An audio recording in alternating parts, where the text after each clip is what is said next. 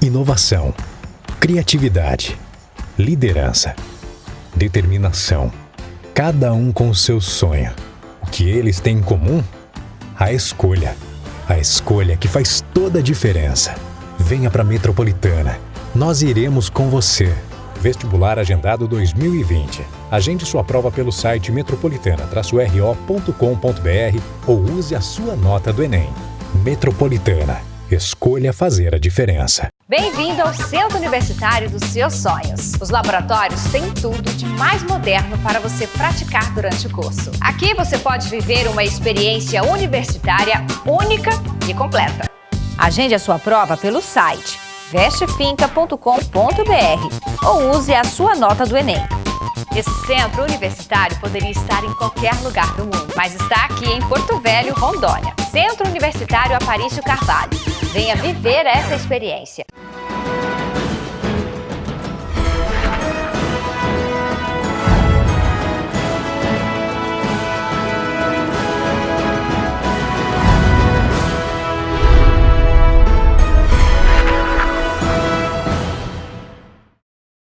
No ar mais um programa Sala de Opinião.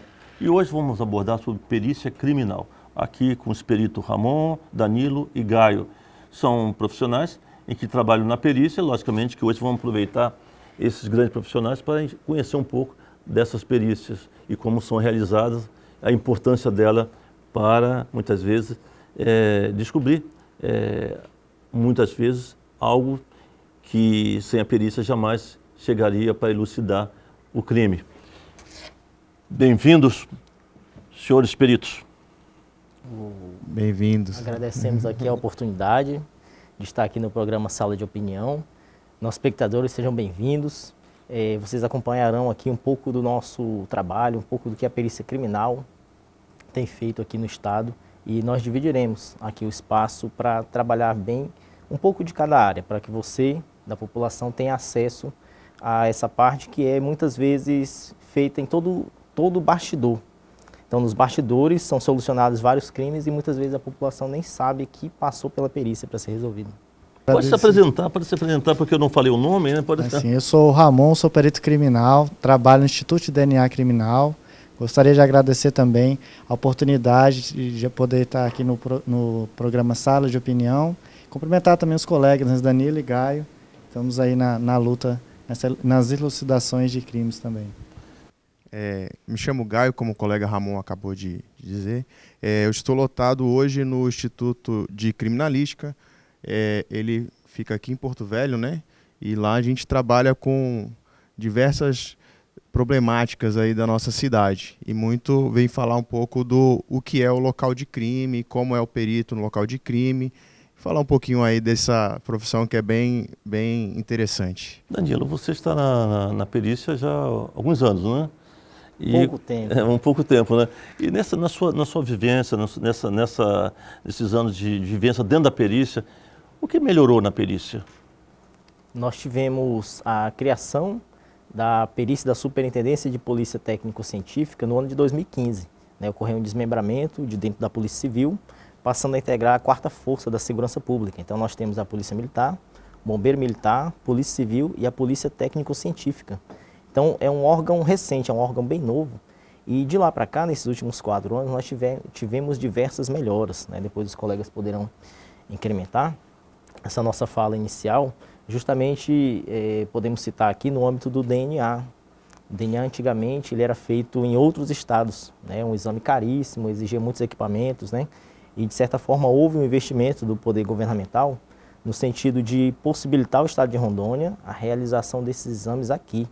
Então o que antes era feito, demorava muito, tinha que mandar para outro estado, agora é realizado aqui.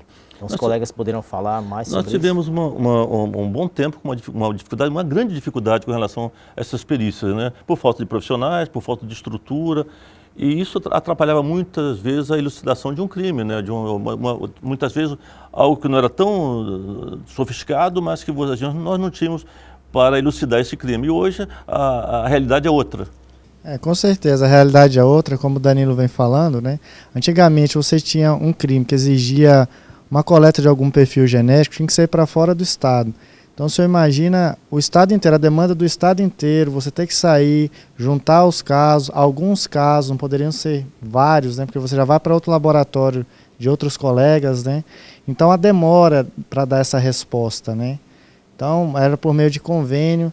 Com a criação da Polícia Técnica Científica, o sonho do laboratório de DNA pôde se realizar. Então, a gente conseguiu dar agilidade, né? E estamos absorvendo a demanda do Estado já, né? Gaio, você está há quanto tempo na polícia?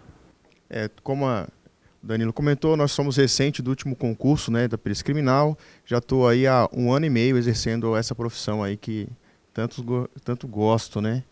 E é prazerosa e que desperta a curiosidade de todos, né? Quando nós entramos na perícia, não sabemos o que iria lidar com aquilo. Com esses 2 anos já de bagagem, quase 2 anos, já temos um bocado de história para contar. Com a realização do exame de DNA aqui no estado de Rondônia, acelerou mais bastante o processo para apurar esses crimes? Acelerou, sim, porque, veja bem, como que está organizado? Nós temos regionais, né, de perícias, por exemplo, o Cone Sul, Vilhena absorve a região, né? Região central ali temos de Paraná, tem uma região de Cacoal, Rolim de Moura, São Miguel, Alvorada, outro polo, Jaru. Então, o que acontece? As coletas desses locais vêm para Porto Velho, onde está situado o Instituto de DNA Criminal, e assim nós podemos realizar essas perícias voltadas especificamente para DNA. Esses exames vêm todos do estado do interior para o estado de Rondônia, para Porto Velho, vêm para a capital, vai ser realizado aqui na capital? Todos são realizados na capital. Nós contamos com 4 peritos criminais, né, lotados no Instituto de DNA Criminal, e nós temos que dar conta dessa demanda do estado todo. E quais são os tipos de exames que são realizados aqui? Bom, no âmbito do DNA, de DNA é o seguinte, como que funciona, né? Ao chegar um vestígio, nós chamamos de vestígio, né? Um local, é feita a coleta, né, por um perito no local de crime, aí nós vamos fazer primeiramente uma triagem. Se é suspeita de um crime, de violência contra a pessoa, algo do tipo com sangue, né? Vamos detectar sangue numa peça de roupa. Então nós vamos fazer um teste para sangue humano, porque às vezes pode ser uma desconfiança que aquela peça seja um suco de uva e uma camisa vermelha, você não consegue detectar. Então, nós fazemos testes, caso seja positivo para sangue humano, nós iremos prosseguir com o exame de DNA. Caso dê negativo, nós não vamos perder tempo e vamos pegar outro vestígio que está na fila para poder realizar esse exame. A mesma coisa com crime sexual. Temos os testes para detecção de PSA, que é uma enzima prostática, e também pesquisa de espermatozoide através de lâminas e microscópio. Caso positivo, a gente continua com o exame de DNA. Então, primeiro a gente faz uma triagem. Depois, nós podemos tratar com 4 tipos de exame de DNA. Identificação humana, que é no caso daquele cadáver ou até mesmo esqueleto, né, que é encontrado vários anos ali, não é possível fazer o reconhecimento, então só através de exame de DNA. O segundo seria o confronto de vestígios, né, uma faca que foi encontrada em um local, temos um suspeito, vamos confrontar para ver se é o mesmo perfil genético, né, no cabo da faca é o mesmo perfil do suspeito que foi encaminhado pela delegacia. E os outros 2 tipos são os de crimes sexuais, né? O caso de estupro e a paternidade criminal, que é no caso de uma vítima que vem a ser estuprada e ficou grávida, aí vai fazer um aborto, ou então nasceu uma criança. Então a gente faz o teste de paternidade dessa criança com o suspeito que foi encaminhado de ter agredido a mulher, né? Com relação ainda, por exemplo, você fazer os testes de DNA, quanto tempo você consegue fazer os exames para conseguir ter o resultado positivo do DNA? Existe, por exemplo, 10 anos, 20 anos, 30 anos ou 100 anos? Qual o tempo que dura uma peça para que você possa fazer esse exame? Isso é muito relativo, pelas condições climáticas, sabe? Nós, na verdade, lá nós armazenamos para que seja postergado, né, essa vida útil ali. Porque o DNA, ele se degrada com altas temperaturas, a radiação ultravioleta, mas pode ser em ossos, por exemplo, né? Pode passar vários anos ou até mesmo pouco tempo, depende. No caso de uma vala coletiva, né, que venha ter aquela chuva, erosão, aquilo pode misturar e virar uma sopa de ossos. Então pode ser inviável conseguir um perfil genético ali de um osso só, porque vira literalmente uma sopa, né? Ou não, pode durar anos e anos mesmo, 50. Tá? Em termos de preservativo, você faz o exame do DNA, mas se você não tiver um banco de dados e para poder fazer o comparativo, se torna muito difícil. Rondônia já tem esse banco? Olha, Rondônia está em fase de implementação do banco de dados. Existe a Lei 12.654 de 2012 que prevê a coleta de perfis genéticos em condenados. Então, a gente já está... O Banco Nacional? É o Banco Nacional. Todo estado está fazendo coleta e nós acabamos de ingressar, né? Nós estamos integrando, estamos em fase de implementação de um software e vamos começar a contribuir com perfis genéticos coletados aqui nos presídios de Porto Velho mesmo.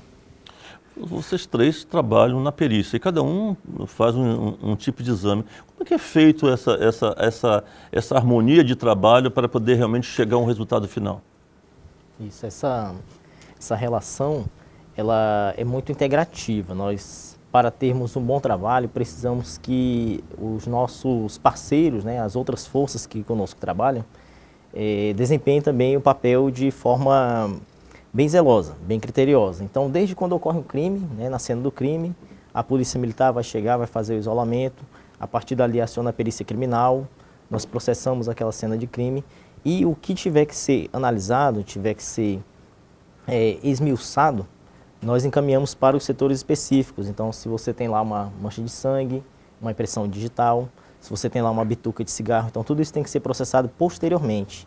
Ali no local de crime, o perito vai fazer a análise da dinâmica do evento, tentar estabelecer a materialidade, a dinâmica daquele fato e com exames complementares, aí nós conseguimos designar para os laboratórios específicos, o laboratório de DNA, o Instituto Laboratorial Criminal, dá para nós termos essa harmonia, como o senhor colocou, entre os exames. Então, para que a perícia seja bem feita, todos os profissionais da segurança pública precisam estar em sincronia. Precisam estar trabalhando bem alinhados, né? Fazendo as coisas da forma mais adequada possível para evitar possíveis erros, possíveis questionamentos. Então, desde quando ocorre o crime, né, tudo que é processado ali, como nós falamos no começo nos bastidores, é importante para a elucidação do fato. E muitas vezes é o que ocorre nos bastidores que vai dar ali a materialidade e a autoria, vai definir, olha, quem estava naquela cena de crime era fulano. Complementar um pouquinho o que o Danilo explanou, o perito de local, quando ele chega numa cena de crime, ele tem que ter a percepção do que aconteceu ali e, diante daquilo, começar a imaginar cenários e vestígios que possam estar relacionados. Muitas vezes a gente vai na cena do crime, pega muitos vestígios, às vezes até que não está relacionado, mas só após a gente fazer testes, verificar cientificamente aquele vestígio, se tem ou não relação, aí que a gente pode excluir. Então, o perito de local tem uma responsabilidade enorme de manter a cadeia de custódia, que ela que vai garantir, por exemplo, que quando chegar esse vestígio no DNA, aquele DNA esteja íntegro, que já não se perdeu. Ou uma droga, por exemplo, se aquela droga for mal armazenada pelo perito de local, quando chegar no laboratório criminal, o perito, por exemplo, perito químico lá, não vai conseguir estabelecer que substância é aquela. Então, os institutos, né, eles estão integrados dessa forma. O perito de local consegue arrecadar bastante material no local de crime, e aí, para saber ter mais informações, é enviado tanto para o laboratório de DNA, quanto para o laboratório criminal. Então, dessa forma, né, como se fosse uma engrenagem, a perícia consegue trabalhar. E essa engrenagem, ela tem um acordo, assim, como é que é? Ela flui, porque são os laudos, né, o resultado do nosso trabalho é o laudo pericial.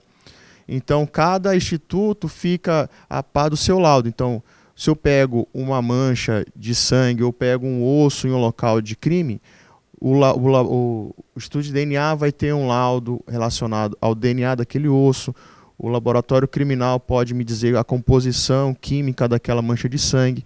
Então, é essa sinergia que é necessária para que a perícia criminal funcione. Vamos fazer aqui um pequeno intervalo em sala de opinião, mas já voltamos.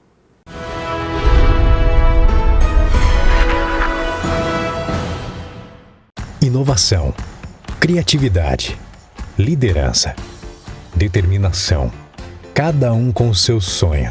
O que eles têm em comum? A escolha. A escolha que faz toda a diferença. Venha para Metropolitana. Nós iremos com você.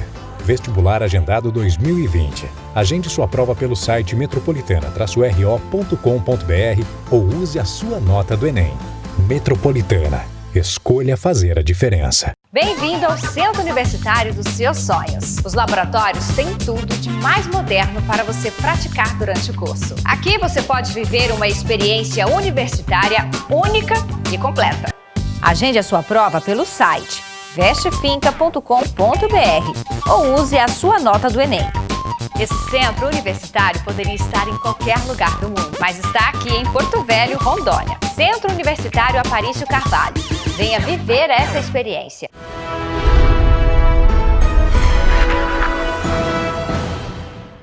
Voltamos com Sala de Opinião e nosso assunto é perícia criminal. Aqui com Ramon Miranda, Danilo Reis e Gaio Caculati. É uma satisfação recebê-los e um trabalho árduo, um trabalho difícil, mas que, devido à própria estrutura que o Estado hoje começa a ter, esse trabalho se torna um pouco mais, não tranquilo, mas pelo menos a menos para que vocês possam trabalhar com mais tranquilidade, né? O perito sofre. Como é a vida do perito? Nós tivemos aqui há uns dias atrás uma perita criminal, né? Bonita, uma mulher loura, nova, jovem, e é um trabalho que geralmente a gente vê mais homem, né? E as mulheres não têm muita coragem de entrar na vida policial como na parte criminal, muito mais masculino, não é um trabalho meio duro. Como vocês lidam com o dia a dia fazendo perícia criminal? O perito de local de crime, ele absorve diversos sentimentos, né, no local de crime. Por exemplo, a gente vai muito a cenas de homicídio onde tem a família chorando, aquela comoção, e olham para a gente com o coração um pouco frio, né, porque a gente tem que executar o nosso trabalho ali, independente da dor do familiar que está ali. Então, o preparo psicológico é fundamental. As folgas que são nos dados depois de uma rotina de trabalho, num plantão de 24 horas, é necessário tirar essa folga, ter um momento com a família, ter ali a sua religião, estar próximo de pessoas que te fazem bem, porque a carga emocional do perito criminal é muito forte. Com relação às mulheres, hoje no Instituto de Criminalística, peritas, né, vamos dizer assim, tem 3 ou 4.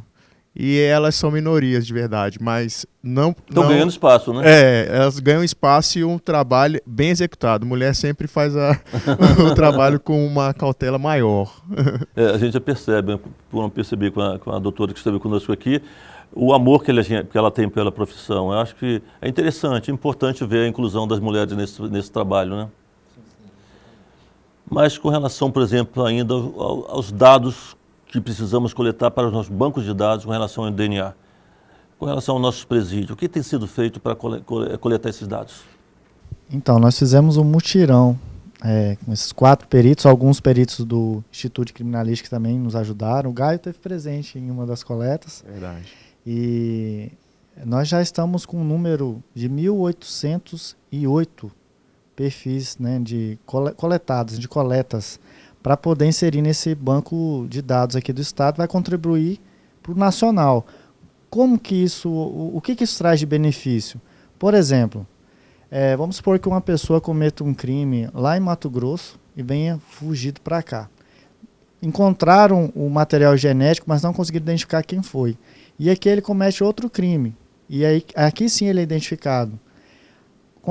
Com essa integração, nós vamos conseguir verificar que ele cometeu um crime em outro estado também. Então, aquela parte de crime serial, todo mundo fala que no Brasil não tem crime serial.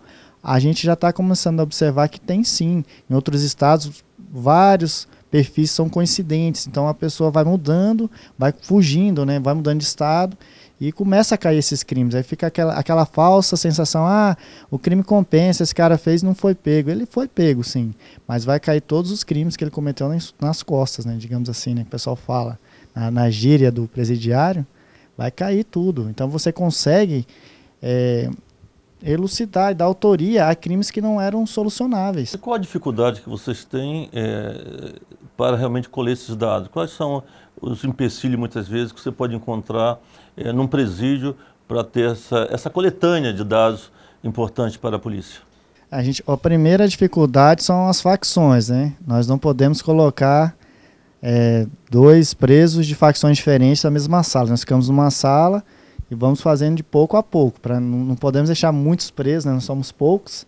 Então, tem o apoio do GAP, né, que é o Grupo Especial de Operações da... Existe resistência na hora de... Olha, nós não tivemos nenhum caso, não, de resistência. Já tiveram perguntas, não quero, mas a gente explica, né, que é uma lei federal, não tem escolha, né, é obrigatório. Quem foi classificado, né, no rol de crimes, então ele vai ter que ser coletado e eles acabam por entender. Nesse trabalho desenvolvido e recente por vocês, já foi desvendado alguns crimes com relação após a coleta do DNA aqui no estado? Mas o senhor fala na questão dos presidiários? Dos presidiários? Não, dos presidiários ainda não, porque nós coletamos, estamos aguardando o software. Aí nós vamos lançar. Já está em fase de instalação. Quando for instalado, todos esses 1.808 que nós coletamos, nós vamos inserir. Na verdade, nós temos uma meta de 1.950 até final do ano. Semana que vem nós estamos partindo, daí faltam menos de 150, né?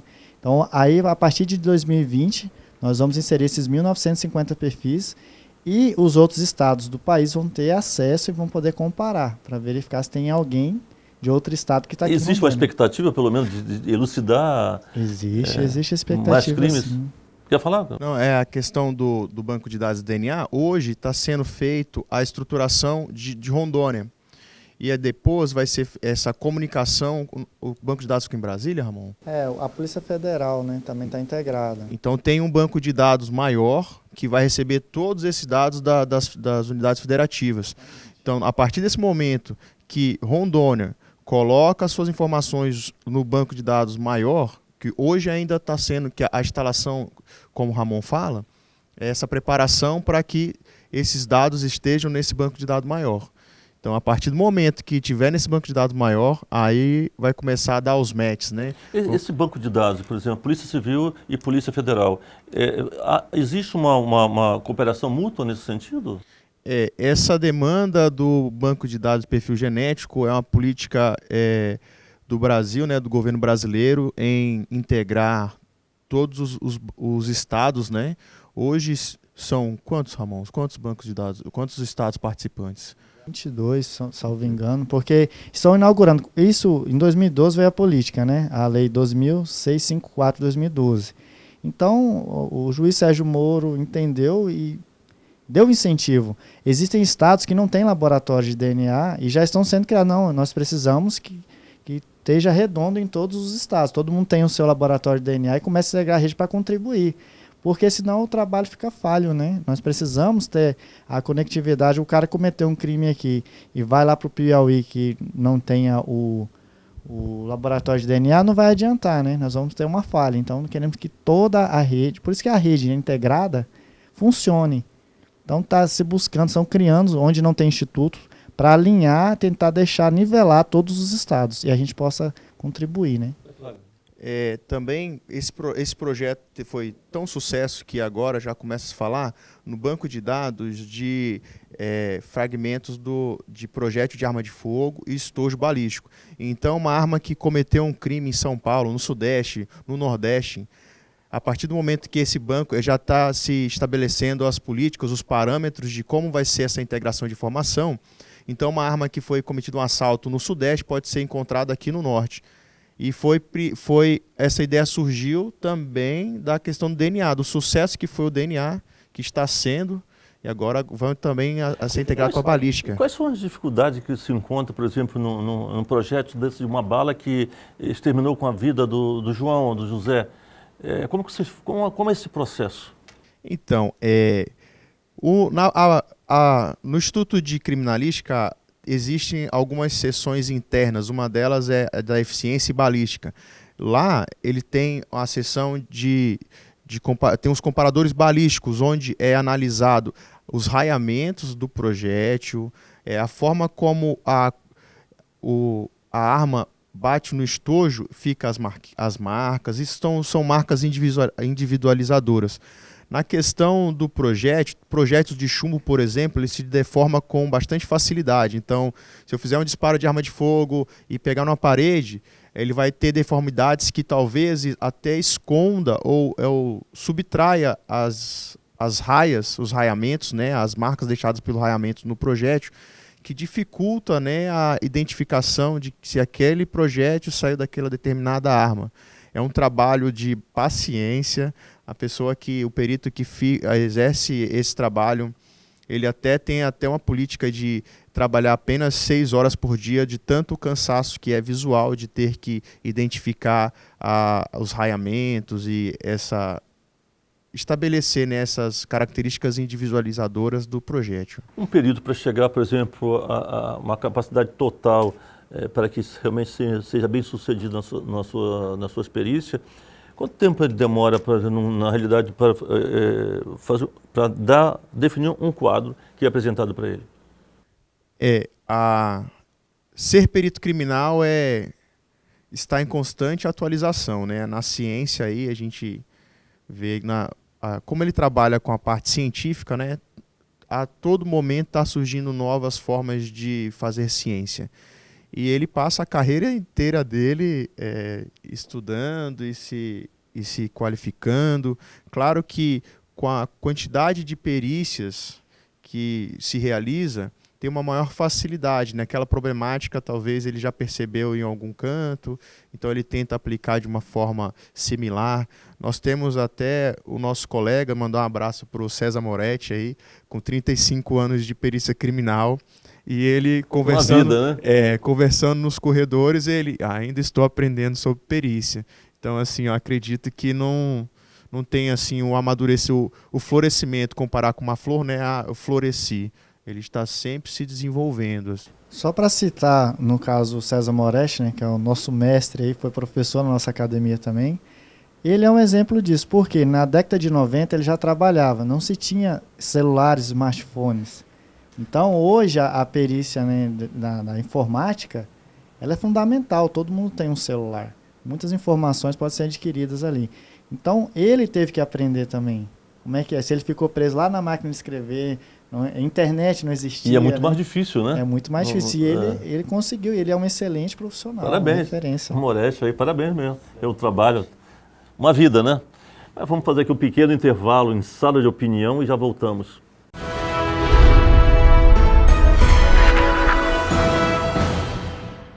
Inovação, criatividade, liderança, determinação. Cada um com o seu sonho. O que eles têm em comum? A escolha. A escolha que faz toda a diferença. Venha para a Metropolitana. Nós iremos com você. Vestibular agendado 2020. Agende sua prova pelo site metropolitana-ro.com.br ou use a sua nota do Enem. Metropolitana. Escolha fazer a diferença. Sou César Augusto, professor de farmacotécnica do curso de farmácia do Centro Universitário Aparício Carvalho. Estamos no laboratório de farmacotécnica, onde são realizadas as aulas práticas para manipulação de medicamentos sólidos, líquidos, semissólidos e alguns cosméticos. Neste laboratório também é realizada a prospecção e síntese de alguns princípios ativos que são desenvolvidos em aula prática. Toda a estrutura que você precisa tem na finca. Bem-vindo ao Centro Universitário dos Seus Sonhos. Os laboratórios têm tudo de mais moderno para você praticar durante o curso. Aqui você pode viver uma experiência universitária única e completa.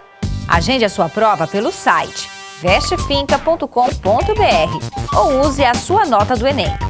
Esse centro universitário poderia estar em qualquer lugar do mundo, mas está aqui em Porto Velho, Rondônia. Centro Universitário Aparício Carvalho. Venha viver essa experiência.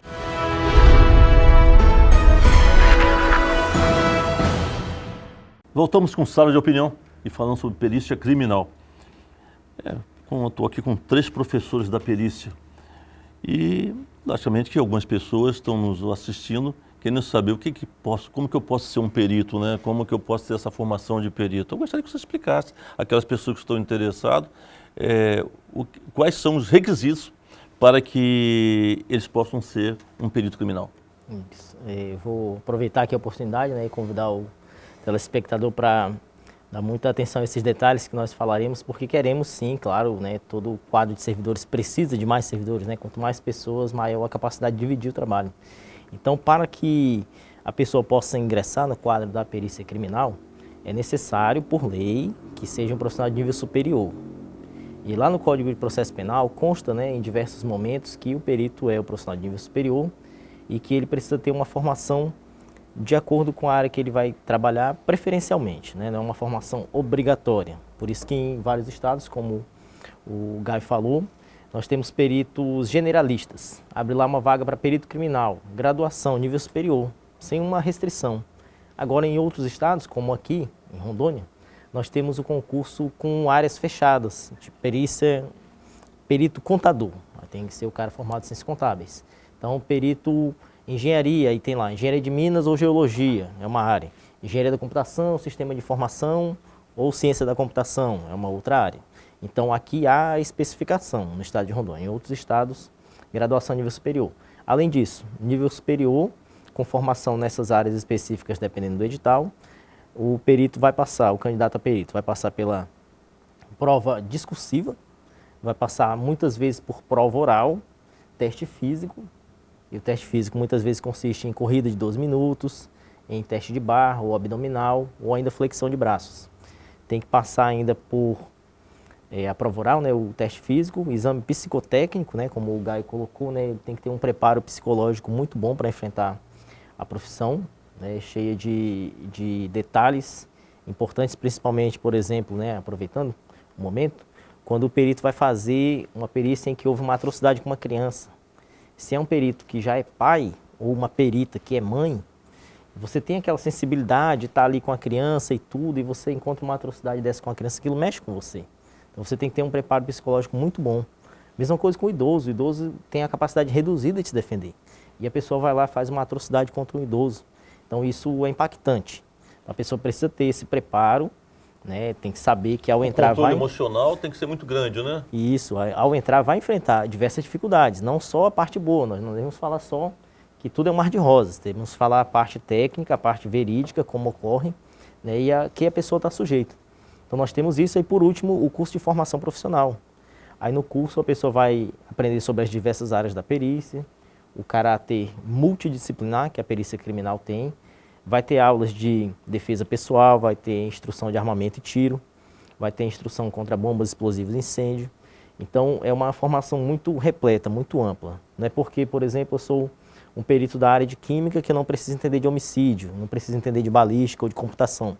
Então o perito criminal, ele é o profissional que entende pouco de várias áreas e muito da área dele. Então se eu sou um perito farmacêutico, eu entendo um pouco de todas as áreas, balística, informática, documentoscopia, mas eu entendo muito da minha. Então esse é o profissional perito criminal. Então o telespectador quiser ingressar no quadro da perícia criminal, concurso público de provas e títulos, vai enfrentar a prova discursiva, prova oral, vai enfrentar teste físico, psicotécnico e, por fim, a academia de polícia como requisitos para entrar no cargo. É interessante, o Gaio, ele é engenheiro, né?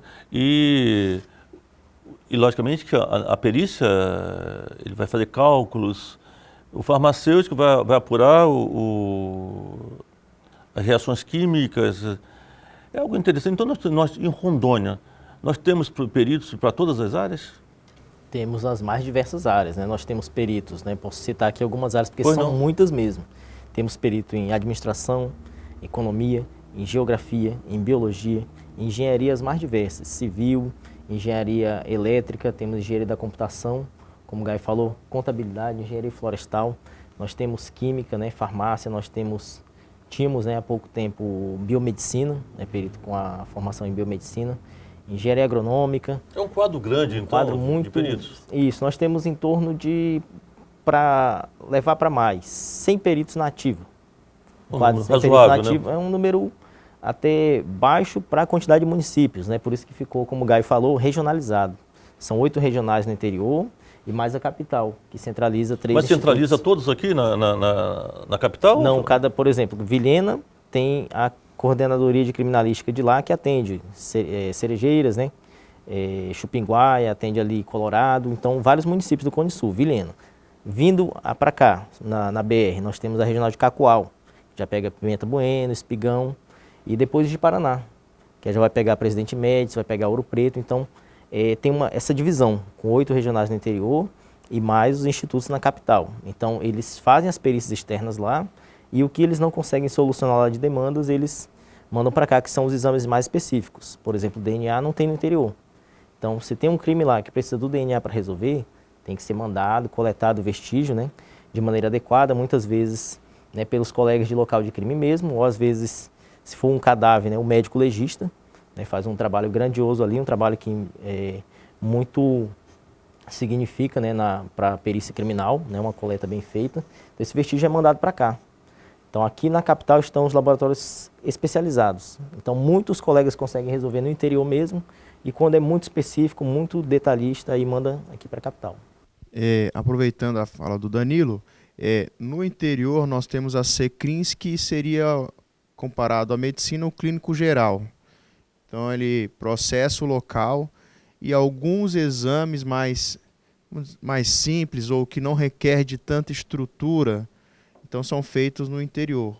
Quando precisa de algo mais complexo, esse material é enviado à capital para o Instituto de Criminalística, onde lá existem as seções internas. As seções internas que temos lá, assim, talvez eu esqueça algumas, mas vamos lá. Eficiência balística, documentoscopia, de crimes ambientais, tem a seção de informática forense, seção de merciologia, tem seção de investigação veicular e as perícias externas, né? Então, assim, o Instituto de Criminalística, ele carrega aí essa multidisciplinariedade, né, das perícias aí do Estado. Em termos de perito das várias especialidades, como você é engenheiro, químico, farmacêutico, qual é a mais procurada? Qual que tem mais volume de trabalho aqui no Estado? Existe uma específica? Nós acreditamos que a área da perícia externa, ela tenha um volume muito grande, porque nós temos o plantão todos os dias da semana. Então, sábado, domingo, feriado, não tem essa. Madrugada, de manhã, de tarde. Então, o volume ali é muito grande. Mas aí, à medida que há esse volume de perícias, né, de homicídios, de acidentes de tráfego, de desabamentos, de incêndios, essas perícias vão demandar aos outros setores mais perícias. Então, cada morte dessa pode ter lá um projeto de arma de fogo, pode ter um sangue envolvido. Cada acidente de tráfego tem lá outras perícias, né, para conseguirem fechar aquela dinâmica. Um caso de suicídio, né, você precisa saber se aquilo lá foi um suicídio mesmo, né, se a pessoa já tinha aquela tendência ou se não houve de acordo com o Código Penal, né, induzimento, instigação ou auxílio. Né? Então, aquele celular é periciado para saber se alguém não mandou uma mensagem ameaçando, se você não fizer isso, eu vou publicar suas fotos na internet. Isso pode acabar acarretando, né, numa possível cena de suicídio. Então, a perícia externa, né, tem essa grande demanda e dela derivam as outras perícias. Então, em todos os lugares a perícia vai ter a demanda grande, mas a perícia externa vai trazer todas essas outras para... No Instituto lá, contribuindo com o Danilo, a seção de meio ambiente, ela tem diversas demandas por conta da dificuldade de acesso a esses locais remotos, né? Outra que também consome bastante recurso lá do Instituto nosso é a questão da informática forense. Se você for ver, se nós tirarmos do bolso, cada um deve ter 2 ou 3 celulares. Então, a tecnologia tem trazido para o Instituto uma complexidade, porque são diversos equipamentos. Por exemplo, numa operação, numa busca-apreensão que tenha 3, 4 alvos, são lá arrecadados 50, 60 celulares, às vezes pendrive, token de informática, de certificado digital, computadores. Então, assim, imagina processar todos esses objetos, assim, por mais que seja uma operação, essa operação demanda diversos objetos e diversos laudos. Então, hoje a informática, ela também demanda bastante esforço dos peritos criminais no IC. Quais são os principais exames que são realmente realizados por vocês? Aqui nós temos na Politec, na Polícia Técnica, essa divisão da perícia externa, as perícias internas e os institutos. Nós temos o Instituto de DNA Criminal, que é onde o Ramon trabalha, e o Instituto Laboratorial Criminal, que é onde eu trabalho. Então nós temos, né, em cada instituto desse uma série de competências, de atribuições. Então eu falando agora a respeito do Instituto Laboratorial Criminal, nós temos lá primeiramente o trato com as drogas, as chamadas drogas de rua, que seriam a cocaína e a maconha. E aí como eu fiz aqui, né, os testes rápidos, os testes como nós fazemos no laboratório, nós temos aqui a coloração azul, né, para o teste preliminar de cocaína, e isso aqui o nosso telespectador muitas vezes vê em filmes, em seriados, né?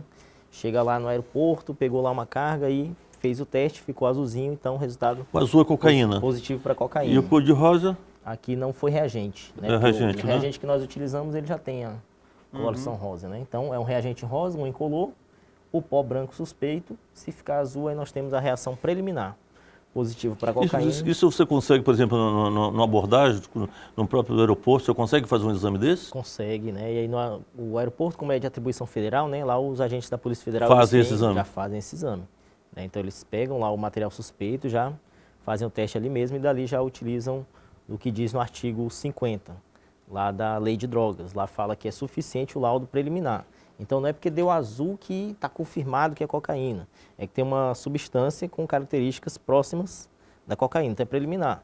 Aí no laudo definitivo, que é realizado posteriormente, já no laboratório, né, com mais materiais, aí sim, aquela análise será confirmada e a pessoa terá o direito, né, a sua defesa. Existe algum tipo de material que tem as mesmas características da cocaína no exame que pode aparecer? Nós temos, porque a cocaína ela acaba sendo uma droga que tem afinidade pelo nosso sistema nervoso central. Então, nesses casos, as substâncias que têm essa afinidade também vão testar positivo. Se nós fizéssemos esse teste aqui para um medicamento, por exemplo, tarja preta, ele pode acabar dando esse efeito, como já aconteceu. Acredito que em São Paulo, uma mãe estava com um bebezinho e ela fazia uso de um medicamento controlado, tarja preta, e ela esfarelou aquele medicamento e começou a usar. E nessa utilização do medicamento, ela veio a falecer, a padecer, né? Ela veio a dormir e dormiu em cima da criança, asfixiou. A criança morreu e ela estava com vestígios de pó branco, dormindo, adormecida.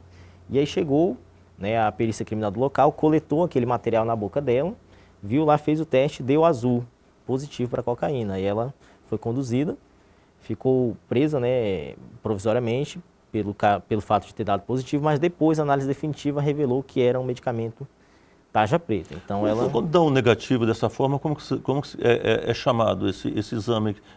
Foi feito para cocaína, parecia cocaína, mas não é cocaína. Como que é? Um falso... Aí nós dizemos aqui que é um falso positivo. Falso positivo, né? E aí nós temos outras substâncias que dão a interferência contrária, dão um falso negativo. Falso negativo. Elas são capazes de camuflar essa coloração azul. Então é cocaína, mas está com algum corante, alguma espécie de composto químico que você coloca e ele mascara o azul. Não fica azul. E aí quando você leva para o laboratório para fazer a análise definitiva, você vê que ali tem cocaína e mais algumas substâncias que camuflam. Então não ficar azul é negativo preliminarmente. E aí nós temos análise definitiva para saber se aquele material era ou não realmente a cocaína. Então é uma demanda muito grande no nosso laboratório com essas drogas de rua, cocaína e maconha. Nós temos também as atuais drogas sintéticas, que são os comprimidos, né, derivados do êxtase, os anfetamínicos, e temos recebido muita demanda com selos, drogas no formato de selo. Essas aí são até muito perigosas para os jovens. E aí depois nós temos o nosso mostruário, né? E aqui em Rondônia tem muito? Nós temos uma recorrência até grande, significativa desse tipo de material. Justamente por isso é atrativo. Se você observar os formatos, nós temos êxtase no formato do Super-Homem, no formato dessas grandes marcas, né? Burger King, Heineken, Netflix, um comprimidozinho. E a pessoa olha aqui bonitinho, um comprimido Netflix aí, ingeriu já está ali sobre os efeitos psicoativos da droga. Você quer mostrar algum catálogo, alguma coisa aí? Temos um material para mostrar. Nós temos aqui o nosso mostruário com diversas dessas drogas e que é muito atrativo para os jovens. Os jovens, eles observam esse tipo de material e acabam não sabendo que é droga, justamente pelo formato atrativo. Então nós temos aqui diversos selos, drogas em forma de selo, formato de comprimido, aí vem em forma de flor, de lua, de estrela, formatos atrativos mesmo, para conduzir o jovem, para induzi-lo, né, a utilizar o medicamento ou a substância tóxica, né, a droga, para usufruir dos seus efeitos, né, o efeito alucinógeno, o efeito de euforia e logo depois o efeito depressor. Vamos fazer aqui um pequeno intervalo em sala de opinião e já voltamos.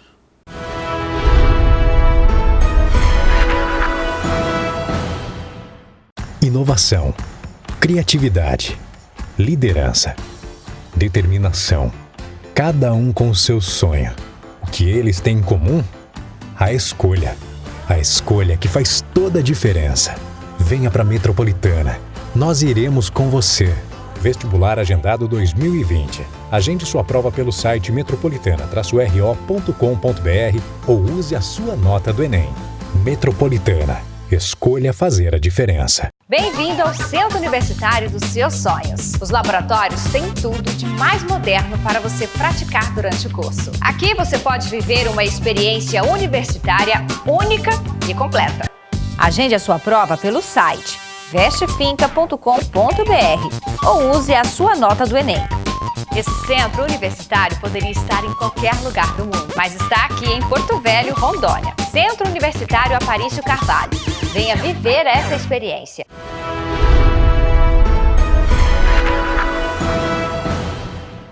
Voltamos com sala de opinião e nosso assunto aqui é perícia criminal.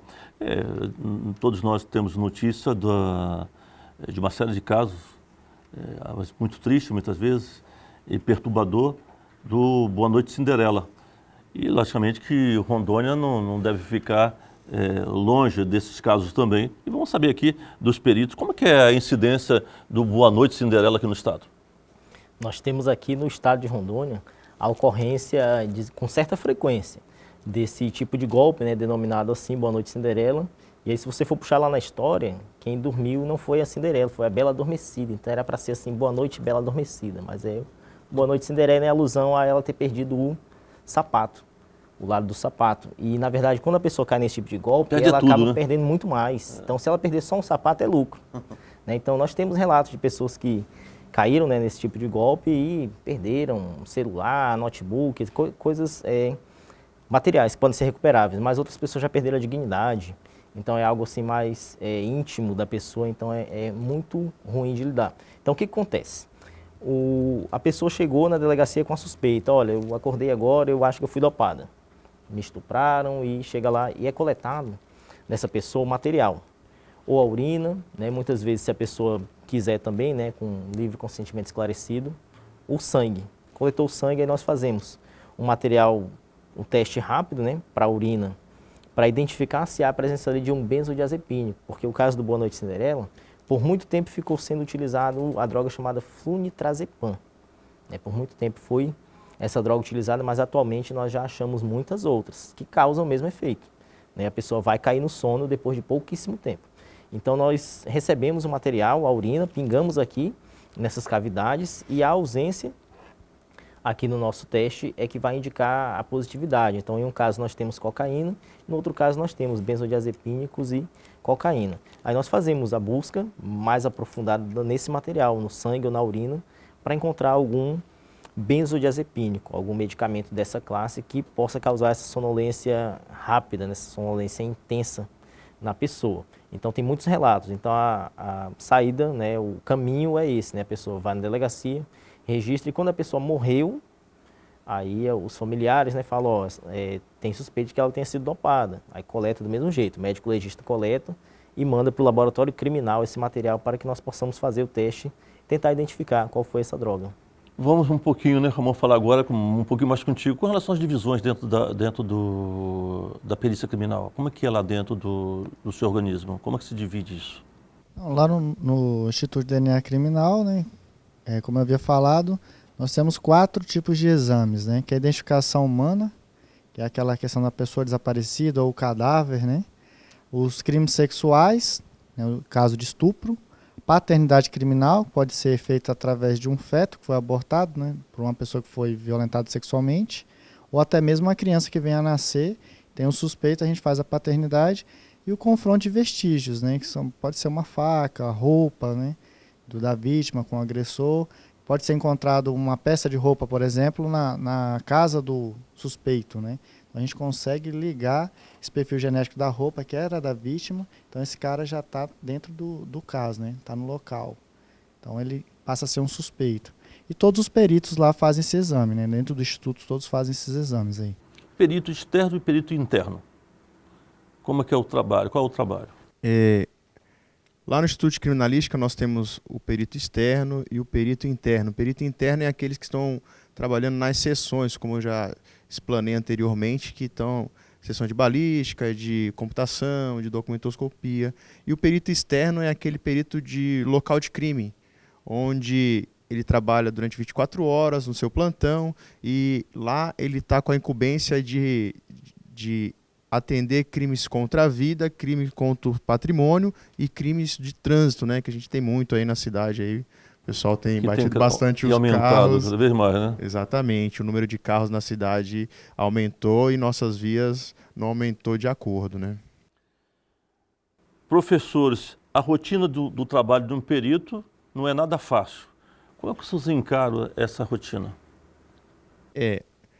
No dia do nosso plantão, vamos dizer assim, a gente chega no Instituto de Criminalística e tem que carregar todo o nosso equipamento, né? Tem um equipamento fotográfico, tem as baterias, as lanternas, tem lanternas normais, lanternas forenses, tem que checar, ver se as embalagens estão ali, se a trena está com a pilha. Então, todo esse preparo anterior aí tem que estar ok para que, no momento que recebemos a ocorrência, né, de local, nós nos dirigimos ao local apenas com algum comunicado. Foi uma morte violenta, um acidente de trânsito, e a gente sai do Instituto Criminalístico com toda aquela mala, uma mala grande, pesada, porque a gente não sabe o que vai encontrar nesse local.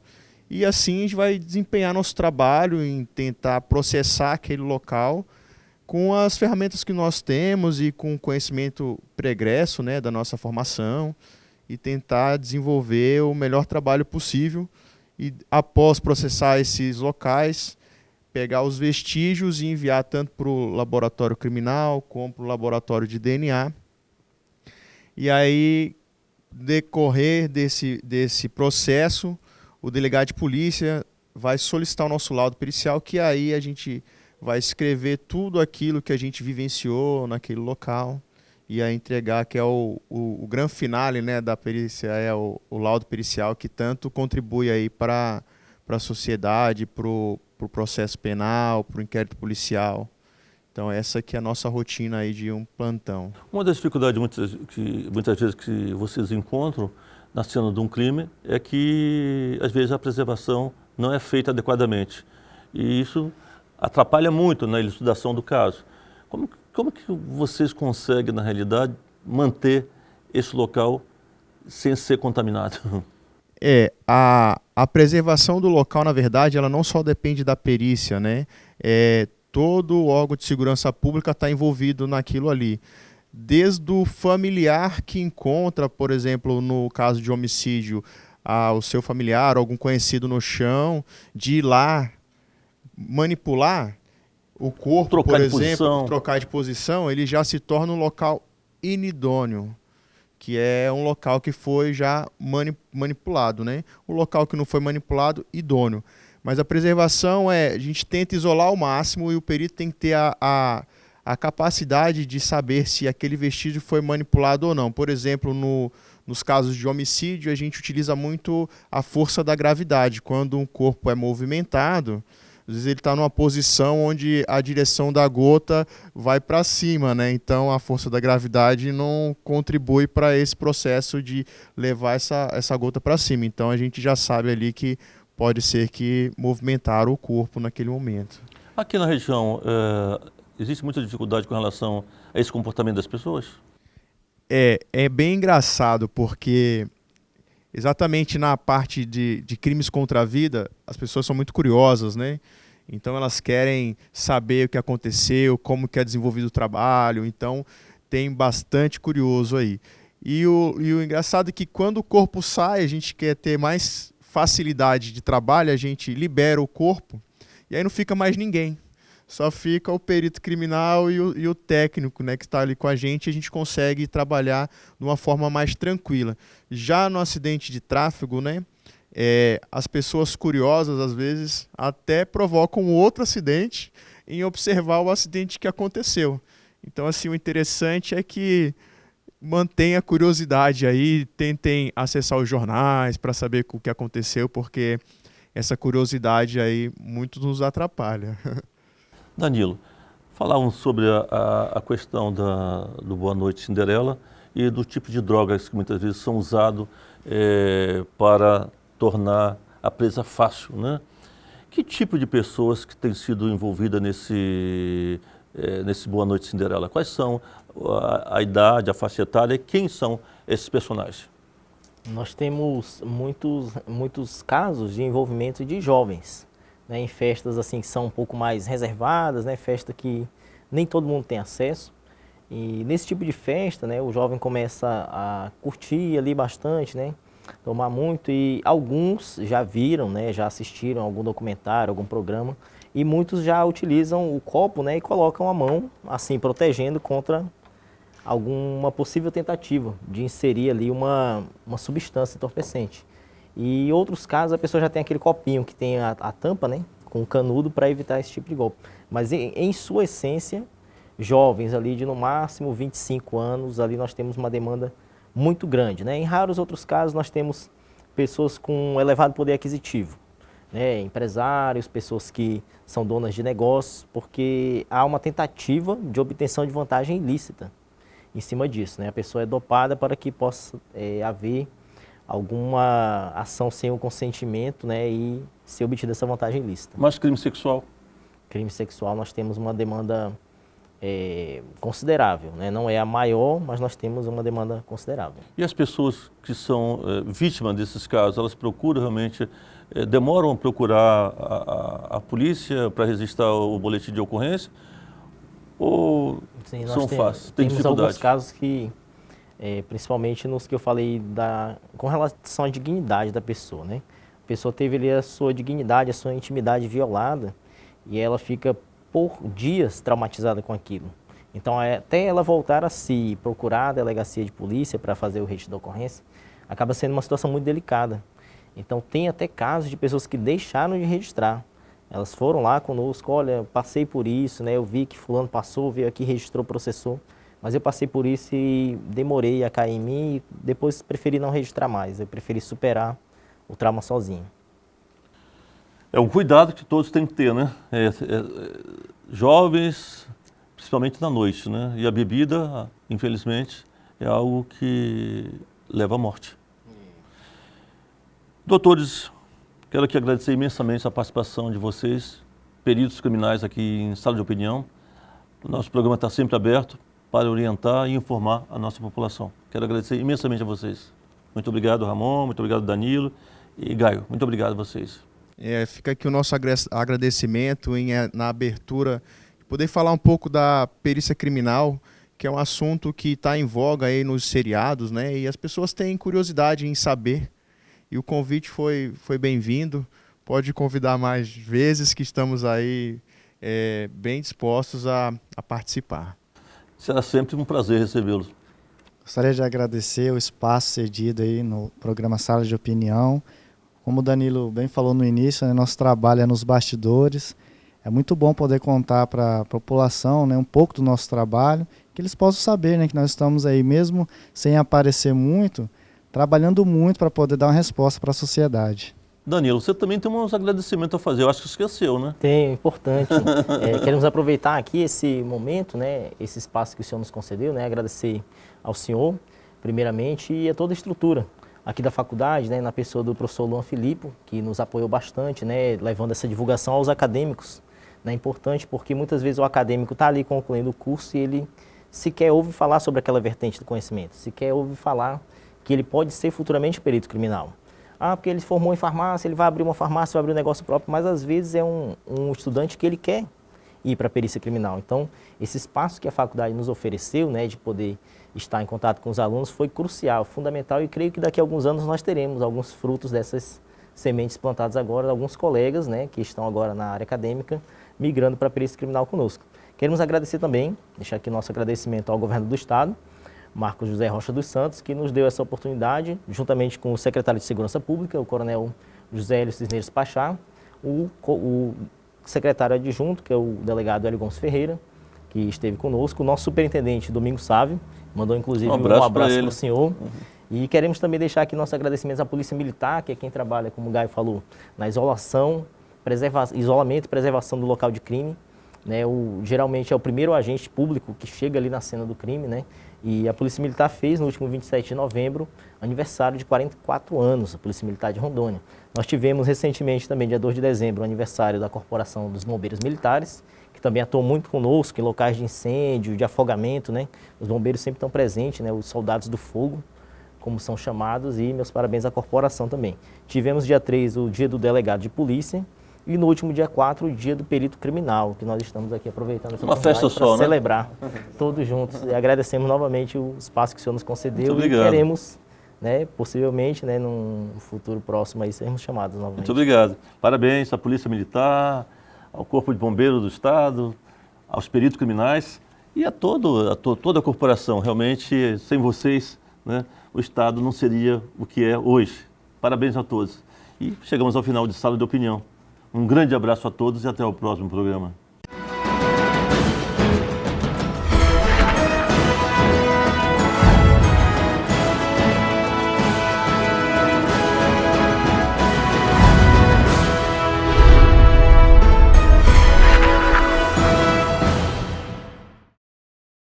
Inovação, criatividade, liderança, determinação. Cada um com o seu sonho. O que eles têm em comum? A escolha. A escolha que faz toda a diferença. Venha para a Metropolitana. Nós iremos com você. Vestibular agendado 2020. Agende sua prova pelo site metropolitana-ro.com.br ou use a sua nota do Enem. Metropolitana. Escolha fazer a diferença.